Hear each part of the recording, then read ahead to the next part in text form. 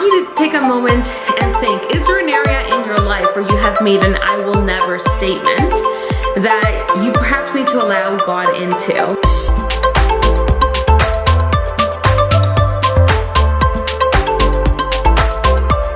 Hey guys, welcome back to Verse of the Week. Happy Monday. Today I want to chat a little bit about never saying I will never. Now, why the topic? I'm not sure. It's been roaming around my head this last week. Probably because I am currently 38 weeks pregnant, just waiting for baby to make his grand entrance into our lives. And I keep having moments where I genuinely cannot believe we're having a baby, even though he's been in me for 38 weeks. But never say never, essentially, for me is such a huge reminder of the many times that I have thought the plans I had for my life and the things I wanted for my life were so much better than what God actually had in store.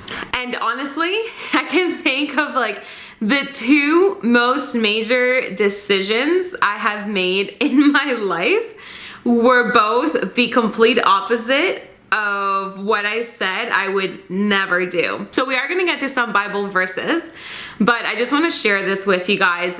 Maybe it'll encourage some of you. I think it'll probably make most of you laugh, but hopefully it will also make you think about the areas in your life that you have said, you know what, I am making the decision to never do this or never do that.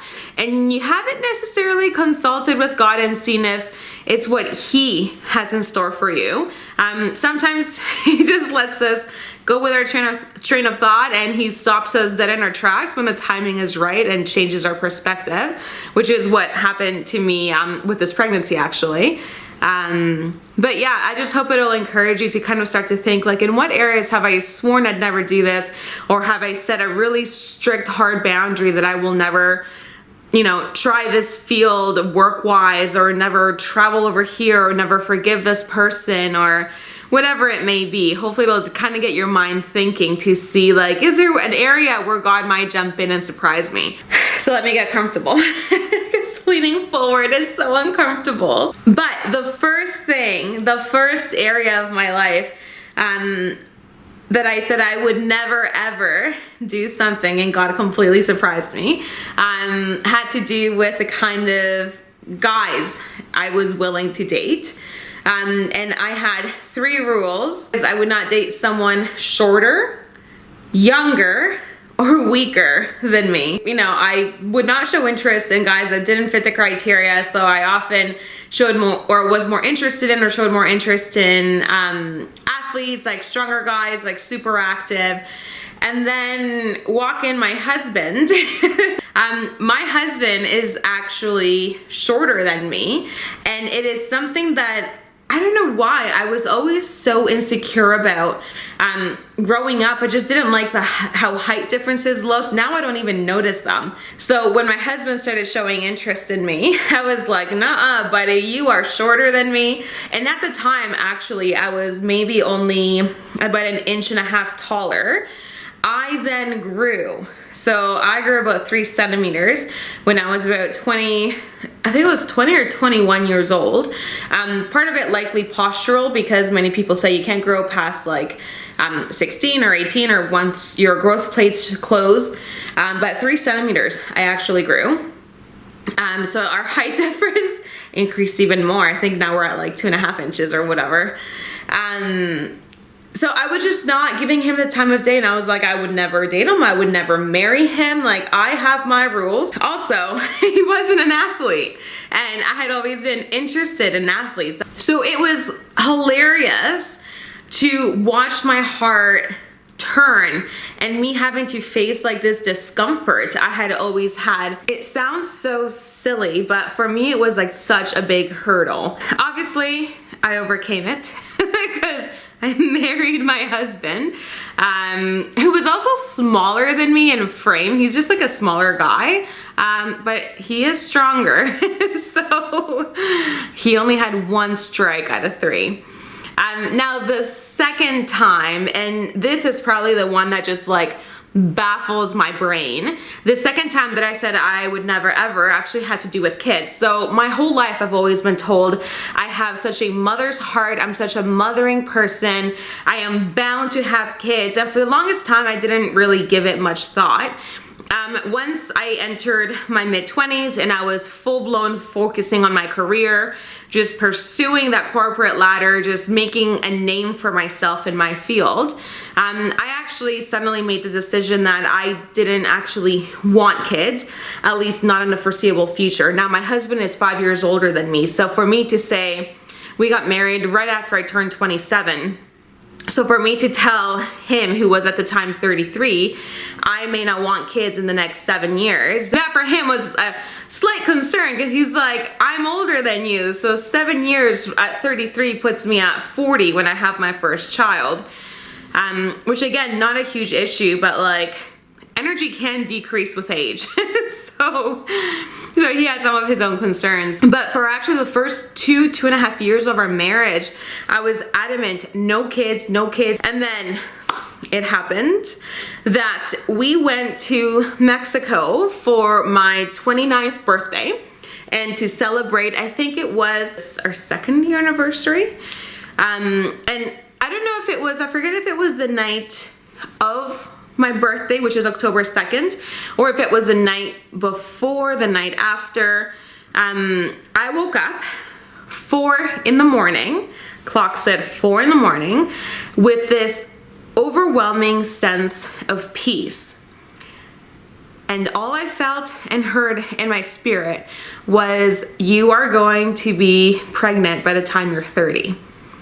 And I was like, what the heck? Like, what did I eat? What did I drink? Where is this coming from?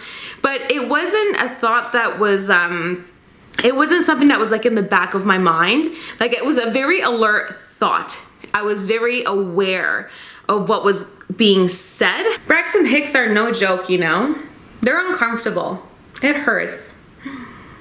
It hurts. Sorry, so it was a very alert thought. I wasn't drowsy, I wasn't sleepy, I was wide awake, and all I could think was like, what, like, where is this coming from? Like, we had just recently talked about the idea of kids again, and I had told him, like, I'm not ready to have to potentially give up my career. It was a huge switch in identity, it was a huge switch in what I saw as like my purpose or my calling.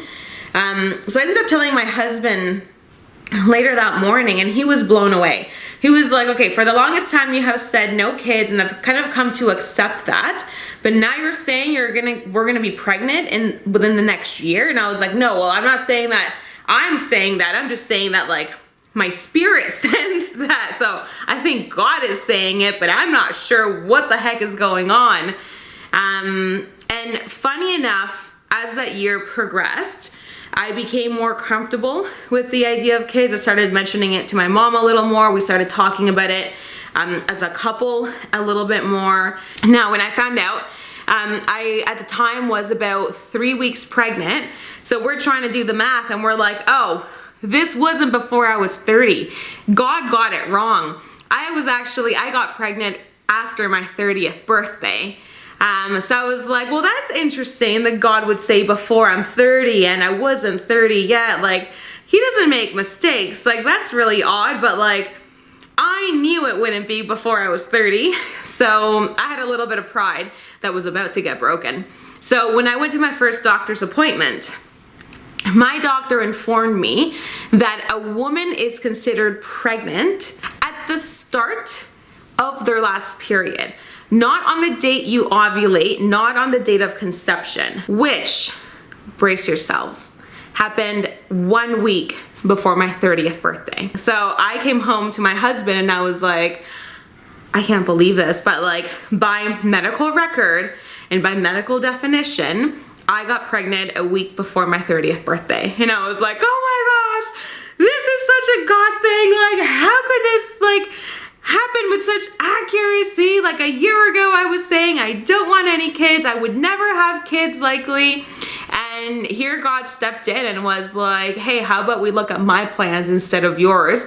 And let's get away from this I will never and actually like walk into the blessings I have for you. So all that to say, wow, hold on. All that to say, think of the areas in your life where you might have said, I will never do this. Sometimes, honestly, we do it out of pride. We do it out of pain. Like, especially if you've had a painful experience. Maybe you had a really rough upbringing and you will say, I will never bring a child into this world. Maybe you've walked through heartbreaking divorce or loss and you've said, I will never allow myself to feel this again. Could have been so much can cause us to make those I will never statements. But I want you to take a moment and think, is there an area in your life where you have made an I will never statement that you perhaps need to allow God into? Sometimes that's honestly, it's our I will nevers that are holding us back from being able to walk through the doors and the gates that we're so anxiously wanting to run through. So take some time to do that. Now, the first one is in Proverbs. It's Proverbs chapter 3, verses 5-6. And it says, trust in the Lord with all your heart and lean not on your own understanding. In all your ways submit to him and he will make your paths straight. Now, also notice that he doesn't say he will make your paths easy. All right, so sometimes we think that because it's God's will, everything is going to be super peachy, super sunny, and it's not true. It just means that whatever path God is taking you on, he's going to walk with you. He's going to give you the strength to face it. He's going to give you the knowledge to overcome it, and he will be your guiding light. You're not just being thrown into the wilderness. Walking with God doesn't mean you're not going to face heartbreak again. It doesn't mean that everything's going to work out exactly how you want it, but it does mean that if you choose to walk into his calling and into the purpose he has for you, even through the pain, the rewards and the blessings that are to come are honestly unimaginable for us. So just want to encourage you with that choosing God and his understanding doesn't mean easy. It just means that we have him to fall back on 100% as we follow his lead. Now, the other verse I want to point out to you guys is a popular one, Jeremiah 29:11. And that reads, for I know the plans I have for you, declares the Lord. Plans to prosper you and not to harm you. Plans to give you hope and a future. So again, if you have been feeling hopeless and stuck, like you don't have a vision, you don't know, like you're just living your day to day, but it's just mundane, like you don't feel driven or passionate or excited. And not that you have to feel that every day, but there should be some joy in your life by the things that you do on a daily basis. Make sure that you are looking to God and turning to God and surrendering. That is the biggest thing. Surrendering our wants, surrendering our desires, surrendering our expectations, surrendering our fears. That is really where we get to encounter the fullness of what God has for us. It's in those moments of absolute just, it is all of you and none of me. So I just wanted to encourage you guys with that. Hopefully you found a bit of comedy in this video. And if not, I hope at least you were touched by it. And we will see each other again for another verse of the week next Monday. Keep in mind that on Friday is when the Spanish videos come out. Now, if you don't speak Spanish, not a problem. They all have English subtitles, and I actually spend quite a bit of time correcting as much as I can on the subtitles so that they'll actually make sense, because I don't like watching videos in different languages where the subtitles don't make sense. So be sure to check it out.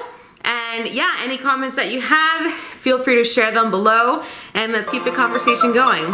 Be blessed, and we'll see you around. Bye.